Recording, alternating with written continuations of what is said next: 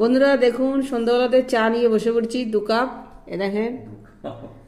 আর বন্ধুরা চা তো খেতে বসেই পড়েছি, 3 জনা মিলে, আমার মা, আমি, আমার বর। তা যাই হোক, নতুন আবারও একটা ব্লগে সবাইকে স্বাগত। তা কি বানাচ্ছি সন্ধ্যার টাইমে সেটাই আপনাদের সঙ্গে শেয়ার করছি, দেখুন। বন্ধুরা দেখুন, নারকেলের নাড়ু বানাচ্ছি। আর কেন বানাচ্ছি জানেন? কালকে আমার বর চলে যাবে, এবার ও নাড়ু খেতে খুব ভালোবাসে। গাছে নারকেল ছিল, নারকেল নেই, এবার সেই বুঝে হয়নি, তাই এই চিনির নাড়ু বানাচ্ছি। তাই ভাবলাম আপনাদের সঙ্গে ভিডিওটা শেয়ার করি। আরও কি বানাবো সেটাও আপনাদের সঙ্গে শেয়ার করব। তো পুরো ব্লগটাই দেখবেন, ভালো লাগবে আশা করি। বন্ধুরা দেখুন, নারকেলের তো নাড়ুর পাক হয়ে এসছে, তাই ভাবলাম আপনাদের সঙ্গে দেখাই এটা। যখনই নারকেলের নাড়ু বানাবেন, এখানে 4টে আমার বড় সাইজের নারকেলের নাড়ু আছে, তাহলে মিনিমাম 500 গ্রাম চিনি দেবেন। আর তার সঙ্গে আর একটা টিপস আপনাদেরকে আমি দেখিয়ে দিচ্ছি যে নাড়ু আরো কি করে টেস্ট হয়। আর এলাচ দিয়ে দেবেন ওর সঙ্গে। অনেকে অনেকভাবে বানায়, আমি যেভাবে বানাচ্ছি সেটাই আপনাদের সঙ্গে শেয়ার করছি। এর সঙ্গে দেখুন আমি আর একটা জিনিস দেবো, নাড়ু খেতে আরো সুস্বাদু হবে। এ দেখেন, এটা হচ্ছে আমুল দুধের প্যাকেট। এখানে গুঁড়ো আমুল দুধ দেবেন এই নারকেলের নাড়ুর মধ্যে, আর এটা নাড়তে থাকবেন।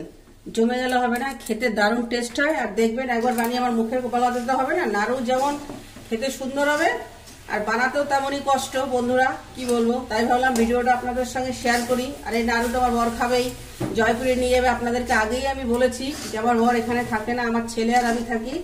আর আমার বর জয়পুরে থাকে কর্মক্ষেত্রে, তাই সারাদিন ধরে রান্নাবান্নার ব্লগ তো আপনাদের সঙ্গে শেয়ার করলামই। এবার রাতে যা করছি সেটাও আপনাদের সঙ্গে শেয়ার করছি। ভালো লাগলে অবশ্যই লাইক শেয়ার করবেন। আর এইভাবে নাড়ু বানিয়ে অবশ্যই ট্রাই করবেন, বাড়িতে খাবেন, ভালো লাগবে। দেখুন হয়ে গেছে পাক দেওয়া। এবার এটা পুরো কমপ্লিটটা আপনাদের সঙ্গে শেয়ার করব। দেখুন নাড়ু পাকাতে বসে পড়লাম। সমস্ত নাড়ুগুলো এভাবে পাকিয়ে নেব।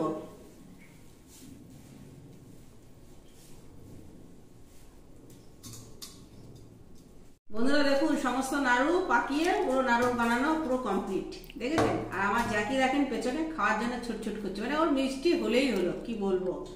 ও সবসময় খাওয়ার জন্য, দেখেন খাওয়ার জন্য কেমন করছে জ্যাকি, ওকে খেতেই হবে। তার সঙ্গে থাকুন, পুরো ব্লগটা দেখুন। বন্ধুরা দেখুন, কড়াই বসিয়ে দিয়েছি, কড়াই গরম হয়ে গেছে। আগেই আপনাদেরকে নাড়ু বানানো দেখিয়ে দিয়েছি। এবার আমি এখানে চিড়ে ভাজা করব। শুকনো চিড়ে কি করে ভাজি সেটাই আপনাদের সঙ্গে শেয়ার করব। আপনাদের তো আগেই বলেছি আমার বর কালকে চলে যাবে, তার জন্য এইগুলো রান্না বান্না করছি। যেহেতু এই চিড়েটা সে স্টকে রাখবে, কি খাওয়ার জন্য দিয়ে দেবো, যখন মন চাইবে তখন খাবে। সারাদিনে কম বেশি রান্না বান্না আপনাদের সঙ্গে সবকিছু শেয়ার করেছি যতটা পেরেছি, খাওয়া দাওয়া দিয়ে সবকিছু দিয়ে। এখন এইগুলো আপনাদের সঙ্গে শেয়ার করছি, এগুলো রাতেই বানাচ্ছি। নাড়ু বানানো হয়ে গেছে, এবার বানাবো আমি এটা চিড়েটা কি করে ভাজা করি সেটাই আপনাদের সঙ্গে শেয়ার করছি। দেখুন এখানে আপনি চাইলে সাদা তেলও দিতে পারেন, আমি ঘি দিলাম, ঘি দিলে বেশি টেস্ট হয়। 2-4টে শুকনো লঙ্কা চিরা দিয়ে দিলাম এর মধ্যে। শুকনো লঙ্কাটা লাল করে ভেজে নেব। দেখেন